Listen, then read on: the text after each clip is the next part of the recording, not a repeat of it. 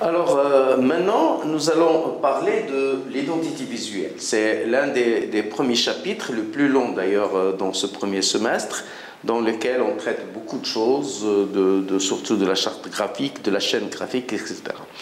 Alors, quand on parle d'identité visuelle, qu'est-ce qu'on veut dire exactement?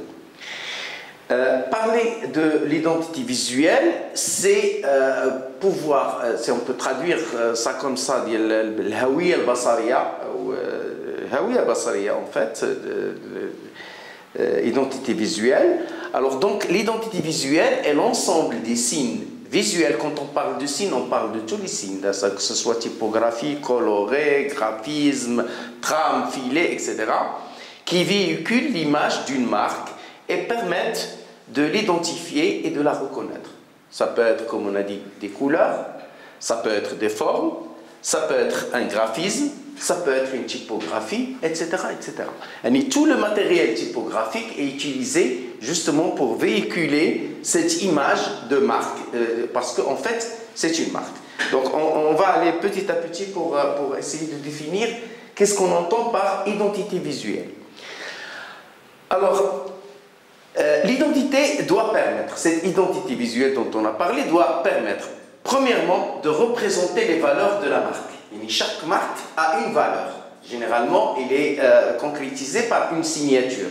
Je ne veux pas parler de signatures qui sont très connues, mais chaque marque a une signature. En fait, cette signature, c'est une baseline, c'est une sorte de promesse publicitaire.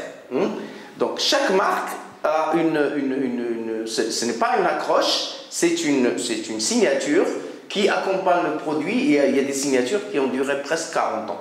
Je parlerai d'une marque qui n'existe plus, comme ça il n'y a pas de problème de publicité. Luxe, le savon des stars, savon Nujum, ça a duré presque 45 ans cette histoire. Donc c'est une promesse publicitaire, et à chaque fois que ce savon veut faire de la publicité, il doit ramener une star, parce que c'est une promesse qu'il s'est fixée lui-même. Ok. Ensuite, et bien sûr, normalement, ça se répercute sur le consommateur. Chaque femme qui doit utiliser ce savon doit s'identifier à cette star. Ça veut dire que s'il met ce savon, il va avoir la peau de la star telle et telle. D'informer sur le référent, ça veut dire un naming, le nom d'un produit qui doit être très révélateur. C'est un travail à part. Il y a des sociétés qui sont spécialisées dans la recherche de noms nouveaux pour les voitures, pour les produits de consommation, etc. De susciter l'adhésion aux valeurs du référent. Ça veut dire que le client doit s'identifier dans le produit.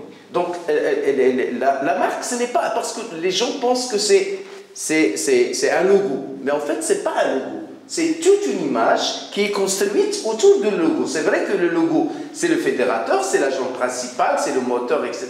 Mais il n'est pas le seul. C'est toute une image de marque. On va en parler, on va aller même sur la première identité visuelle qui a été répertoriée dans l'histoire du graphisme. Donc, la formation de l'identité d'une organisation, que ce soit un produit ou un service ou ce qu'on veut, repose sur un ensemble de représentations mentales. Ce que je veux que les gens puissent entendre en regardant tel logo ou telle forme ou telle couleur, etc. Associé à l'intérieur comme à l'extérieur de l'organisation. Ça veut dire que je peux, dans un produit, donner une image valorisante, comme je peux donner une image dévalorisante. Donc, tout ce que je veux, moi, que mon client puisse, à quelle image il faut qu'il s'identifie. Des valeurs et des croyances se cristallisent au niveau de ces représentations pour former ce qu'on appelle l'image. En fait, ce n'est pas un logo qu'on cherche, c'est une image. Et c'est ça ce que un quiproquo, on ne cherche pas un logo, on cherche une image. C'est une image qu'on doit travailler. Vous allez faire ça avec, dans le cours de design de communication multimédia, et vous allez suivre tout ça dans le cours d'infographie, qui est le résultat d'une perception. Alors on va voir comment cette idée d'image, cette idée de conception de l'objet se traduit réellement. Alors pour bien fonctionner, une organisation doit définir et développer son propre territoire d'identité. Dans quel territoire je veux m'identifier? Est-ce que dans les territoires du vrai? Est-ce que dans les territoires de l'écologique? Il faut définir ce champ sémantique, lequel repose entre autres sur un design corporate unique. Quel est ce design corporate unique? C'est l'identité visuelle qui doit se refléter, non pas simplement sur le logo, mais sur toute la déclinaison des produits qui sont produits par la société. Que ce soit même sur le local, le bâtiment dans lequel la société, je ne peux pas donner d'exemples très connus, mais il y a certaines marques qui, même tu rentres dans un espace, tu sais que cet espace appartient à cette marque. Et tu peux reconnaître cette marque même dans la rue. En regardant une couleur, tu dis voilà, ça c'est telle marque ou telle marque et telle marque. Et ça, c'est ce qu'on appelle le design corporate. Ça ne s'arrête pas à un logo sur une banderole ou là sur une carte visite, mais ça va plus loin. Celle-ci ne se résume pas au logo, mais c'est celui-ci, bien sûr, est la partie la plus visible, celle qu'on connaît le plus. Elle repose sur un ensemble de caractéristiques graphiques déclinées ensuite, élargies sur plusieurs produits, déclinées de façon cohérente et systématique sur tous les supports. C'est une identité, ce n'est pas un logo. Quand quelqu'un vous dit je veux créer un logo là, on voit surtout sur les réseaux sociaux des gens qui font des annonces, je fais un logo à 200 dirhams. Ça n'a rien à voir, on ne fait pas un logo, on fait une identité visuelle. L'établissement d'un livre de normes. Et c'est ça, ce dont on a parlé dans l'avant-dernière capsule, la charte graphique est indispensable pour faire respecter et appliquer l'identité visuelle d'une organisation, ou d'un produit, ou d'un service. Et ça peut être une banque, ça peut être un jus, ça peut être une limonade, ça peut être n'importe quoi. Voilà. Alors, à quoi sert cette identité visuelle? Aujourd'hui, le succès d'une organisation ne dépend plus uniquement de la qualité des produits et services. Avant, on pensait que c'était la qualité. Non, c'est comment on communique ces produits, comment on communique avec le public. Son image est en soi aussi un facteur de réussite. Donc, aussi bien le produit, les qualités intrinsèques, mais aussi l'image que je véhicule de l'objet. Les nombreux bénéfices d'une identité visuelle forte et normalisée peuvent se résumer comme suit. Alors, on essaye d'aller le plus simple possible. Premièrement, la notoriété, shohra. L'identité visuelle permet de la reconnaissance. Ça veut dire, une fois que tu regardes une couleur ou une forme là, tu as reconnu le produit. Tu n'as pas besoin d'autres commentaires. Plus l'identité est développée dans la cohérence et la répétition, il y a vraiment un rabâchage, un branding, comme on dit, vraiment branding, plus la notoriété augmente. Il faut marteler, il faut répéter, il faut que ce message passe plusieurs fois et par plusieurs supports. Mais si simplement le logo, mais sur toute la déclinaison, ça peut aller même jusqu'à l'habillement des personnels qui travaillent chez vous. Ensuite, l'image, dont on a parlé au début. La perception que les différents groupes cibles ont de l'institution se forge notamment au travers de l'identité. Bien sûr, il y a des groupes cibles, il y a des niches. Chaque produit a une cible bien déterminée que je vise. Je sais que certains produits ne vont pas passer pour une certaine clientèle. Donc, je dois cibler la clientèle avec laquelle je veux parler.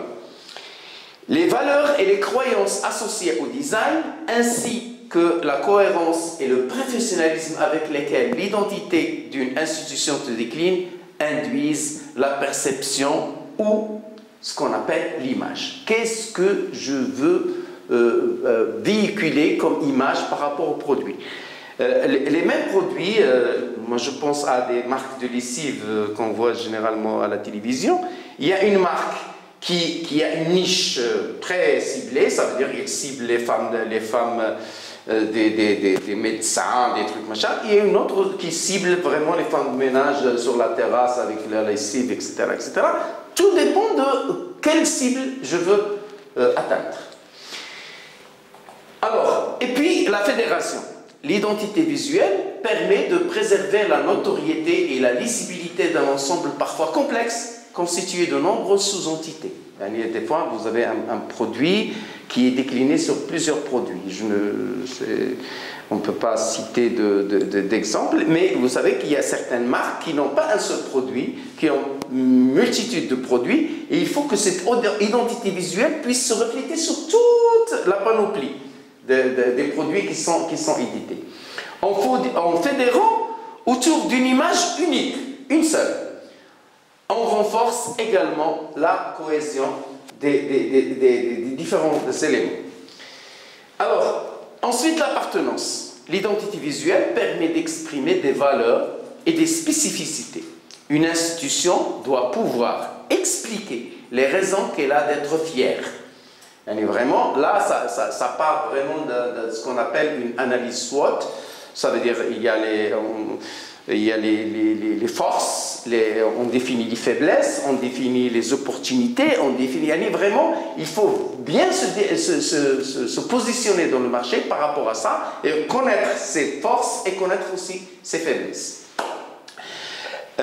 Et pouvoir rassembler ses collaborateurs autour de son emblème et de permettre l'identification. Et là, on ne parle pas simplement d'une communication externe, mais d'une communication interne. Il faut que le personnel lui-même qui travaille dans la société ou dans le produit soit convaincu des mêmes valeurs.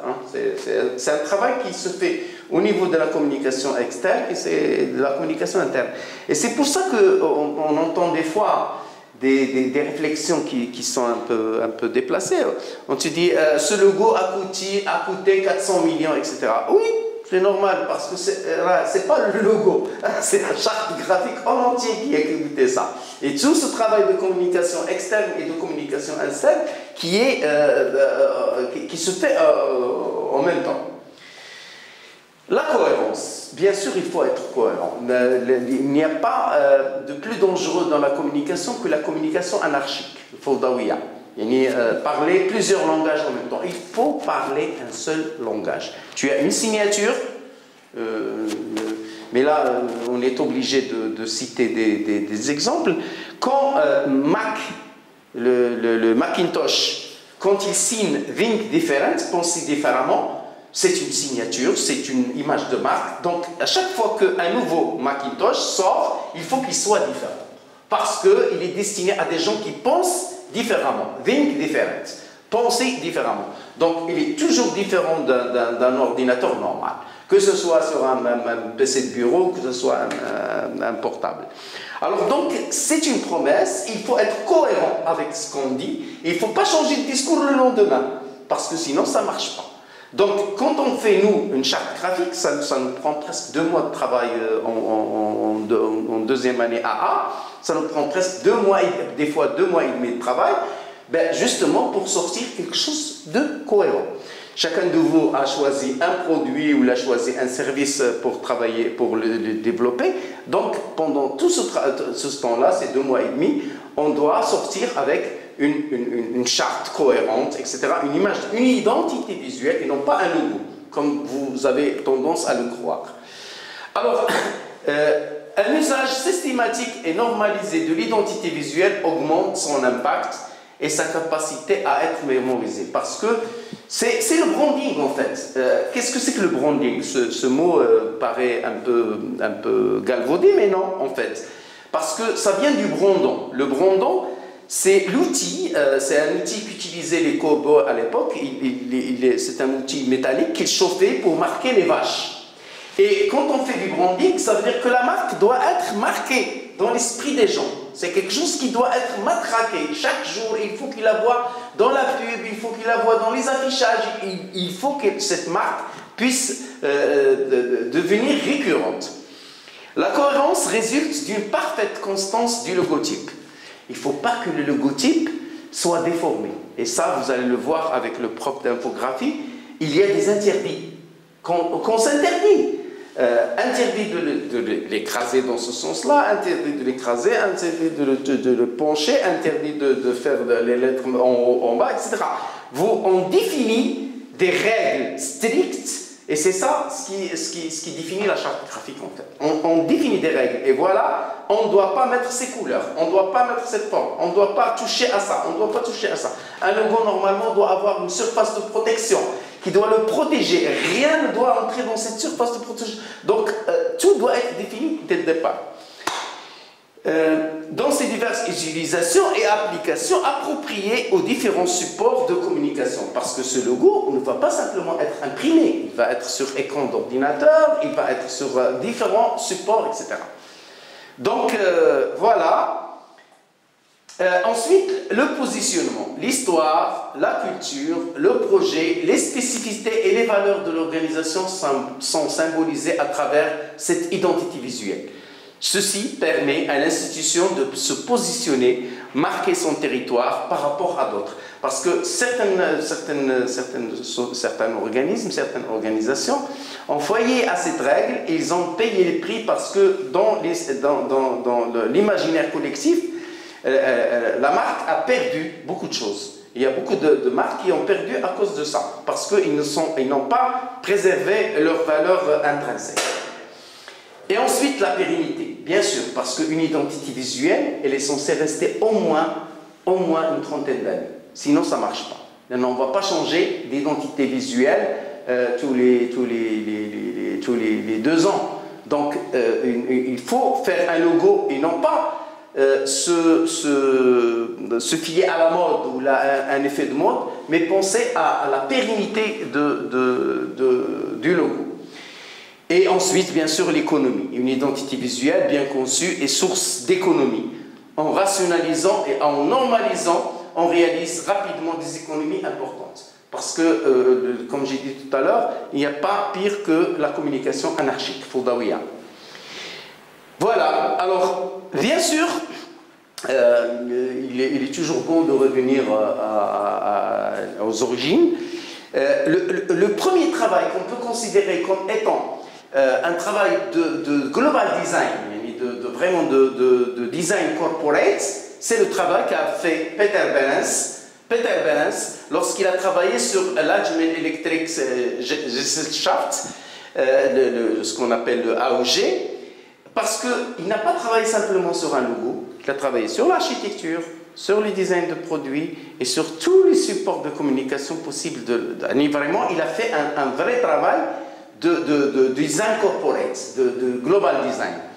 Alors ça a été fait en 1907, comme vous voyez ici, et là on voit le résultat. Alors là, vous avez Peter Behrens, et là vous avez tout ce qu'il a réalisé. Non pas simplement l'architecture, parce que c'est vrai qu'il était architecte, mais il a fait aussi les objets du design de produits, il a fait toute la charte graphique de la société, il a tout fait.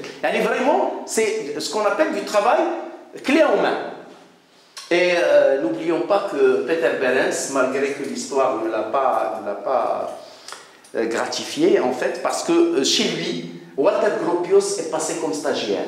Chez lui, Mies van der Rohe est passé comme stagiaire. Chez lui, Le Corbusier est passé comme stagiaire. Et on a tendance à l'oublier. Mais vraiment, Peter Behrens avait vraiment cet esprit-là de global design. Alors là, j'ai pris une phrase d'un grand publicitaire qui est Morin, qui avait dit « La reconnaissance d'une marque se loge parfois dans des replis subtils, mais imparables. » Imparables, ça veut dire que ça marche, cette histoire. La virgule de Nike, regardez, je n'ai pas mis le nom de Nike, je n'ai pas mis le nom de la marque, mais il suffit de regarder cette griffe qui a été dessinée en fait par une étudiante, Anderson, et là, ça marche tout seul. Il n'a pas besoin de commentaires, il n'a pas besoin de texte, c'est un mouvement, c'est quelque chose qui parle. Ensuite, la doublure Burberry, il suffit de voir un vêtement avec une doublure, avec cette là, on connaît que c'est Burberry.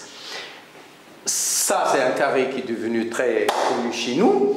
Et puis le fil blanc d'iPod, il suffit de regarder ce fil blanc sur du noir et ça y est, tu as reconnu la marque. Et c'est ça ce qui en fait ce qu'on appelle une image. Une image, c'est pas un logo, c'est juste ça. Il n'y a pas d'iPod écrit ici, mais on reconnaît juste par la marque. Là, il n'y a rien, mais on reconnaît juste par ça. Là aussi, on enlève Burberry et on reconnaît la marque. Voilà. Forme, couleur ou style, le cerveau a classé le code. Ça y est, c'est fini. C'est comme la bicyclette. Tu la prends une fois dans ta vie et tu sais comment marche une bicyclette. Le logotype maintenant. Le logotype est l'élément essentiel, c'est vrai, d'une identité visuelle. Il faut trouver un signe fort et pertinent qui serait présent sur tous les supports d'information émis par l'annonceur. Et là, c'est tout un travail de profondeur aussi, ce travail sur le logo. Parce que le logo doit être déclinable sur tous les projets possibles. Il faut qu'il soit ajouré, il faut qu'il soit gaufré, il faut qu'il soit coupé, etc. Il faut qu'il marche sur tous les supports. Alors, définition. Lettres ou mots présentés sous forme homogène et distinctive sert généralement à définir la marque de fabrique d'une entreprise ou son identité d'entreprise, souvent utilisée sous forme abrégée de logo. Avant, on parlait il y avait plusieurs appellations, mais l'appellation d'aujourd'hui, on parle de logo, ou logotype.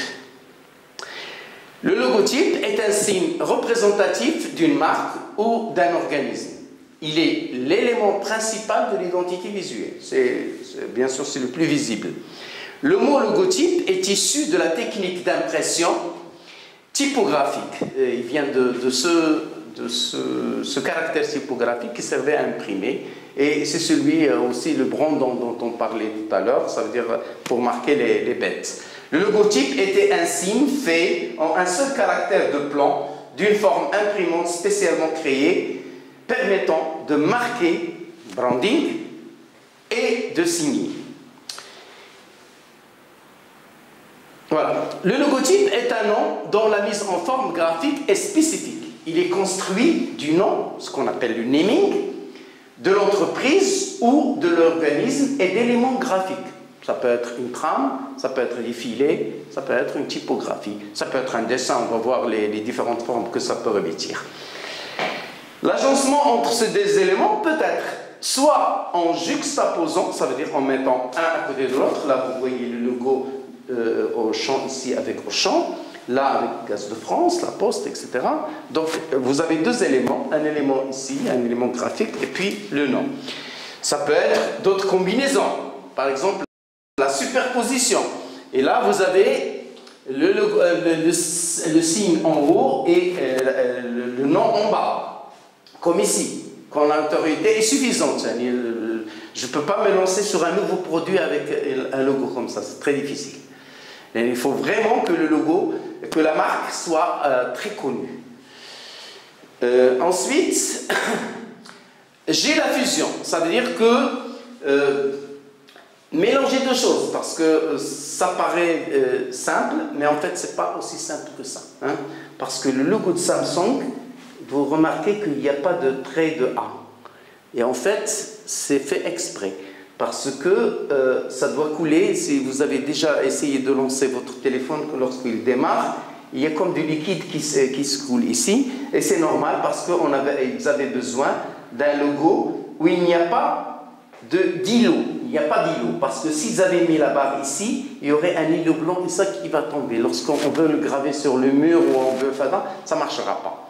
Donc, apparemment, c'est de la typographie, mais en fait, ce n'est pas de la typographie parce qu'il y a un A, il y a un trait qui manque. Il y a une traverse qui manque. Et là aussi, le fait de mettre le noir et le rouge, etc., c'est pas. Et puis ici, il y a FedEx, hein, n'oubliez pas qu'il y a une flèche ici en blanc qui se dégage. Donc, chaque logo a une histoire. Genre, on n'a pas le temps de tout. Decathlon aussi, ce qui est. Vous pouvez vous amuser, si vous voulez, à prendre des logos et essayer de comprendre qu'est-ce qu'il y a comme sens caché derrière le logo. Mais derrière chaque logo, il y a un sens caché. Ok? Alors, ensuite, l'imbrication. Ça veut dire qu'il y a la typo, plus un logo qui ne sont pas séparés ni juxtaposés, mais qui sont fusionnés et ils sont représentés ensemble. Alors là, vous avez cet exemple-là, vous avez l'exemple qu'on connaît tous, et puis le café, etc. Alors donc, résumons, le logo doit pouvoir être appliqué sur différents supports, surface plane ou volume, matériaux variés, et pour l'écran. Même si je veux sur un grand magasin mettre un grand truc en fer forgé ou là, il faut qu'il soit possible de le faire. Dans tous les cas, il doit conserver ses propriétés physiques et stratégiques. Je vais le faire sur un mur que je vais changer mon logo. Non, il faut que le logo, dès le départ, soit conçu pour qu'il soit appliqué sur tous les supports possibles. Stabilité des couleurs, proportion, impact visuel. Et vous allez voir avec le prof d'infographie que même quand on fait une charte colorée, on doit respecter le même code couleur. Si on utilise un Pantone, si on utilise CMGM, etc., il faut une couleur. Cette couleur, il faut l'identifier et non pas mettre... chaque couleur va changer à chaque fois que je vais mettre un support de communication, il va changer. Non, il faut une seule couleur, il faut qu'il soit identifié.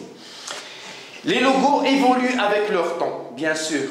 Et nous allons voir tout à l'heure des exemples de logos qui ont changé en fonction de changement, en fonction de... Parce qu'à un certain moment, il ne marche plus, donc il fallait les changer. Il ne doit pas paraître dépassé ou être trop marqué par la mode. Parce que ce soit des monogrammes, là nous avons des monogrammes, hein, c'est des grandes marques qui communiquent simplement par leur monogramme. Y, S, L, Rolls-Royce, Dolce & Gabbana. Donc, c'est des logos qui ne fonctionnent que par des monogrammes. Hein, c'est possible. Ça a été possible. Aujourd'hui, c'est un peu plus difficile parce qu'il y a une forêt de monogrammes qui nous fait, quand tu nommes une société STL, ça peut être sciences, technologie de je ne sais pas quoi. Ou là, ça peut... Donc, il y a tellement de sociétés que c'est très difficile aujourd'hui de trouver un monogramme.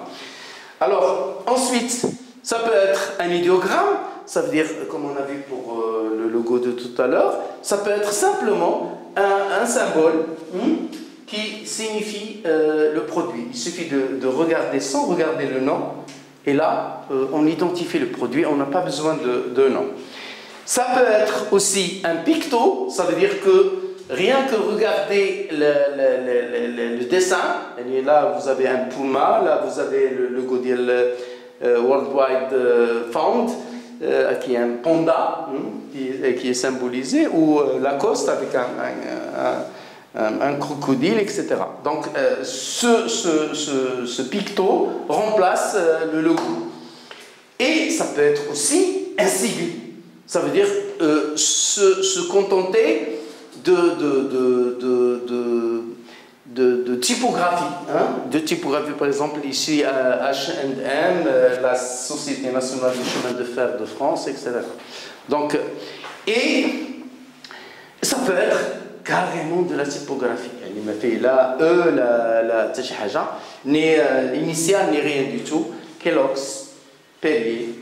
Et ça y est, c'est inscrit dans les esprits. On peut ajouter Coca-Cola, on peut ajouter plein de choses.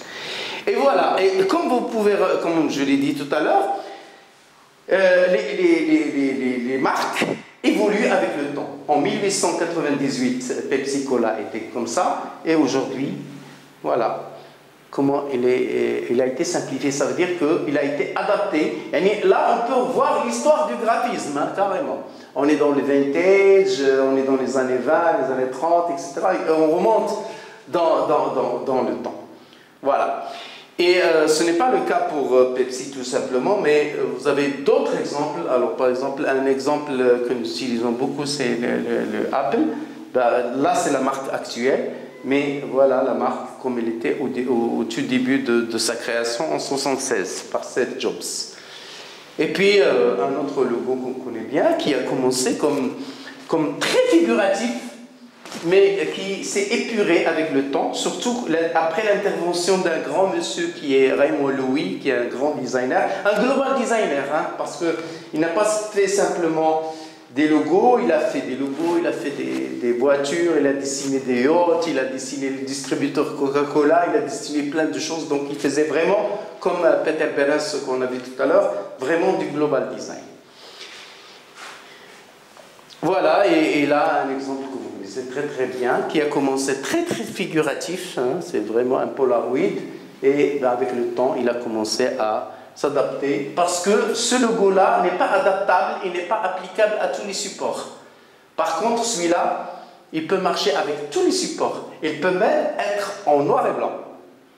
Et c'est ça, la qualité d'un bon logo, c'est qu'il peut s'adapter à tous les supports.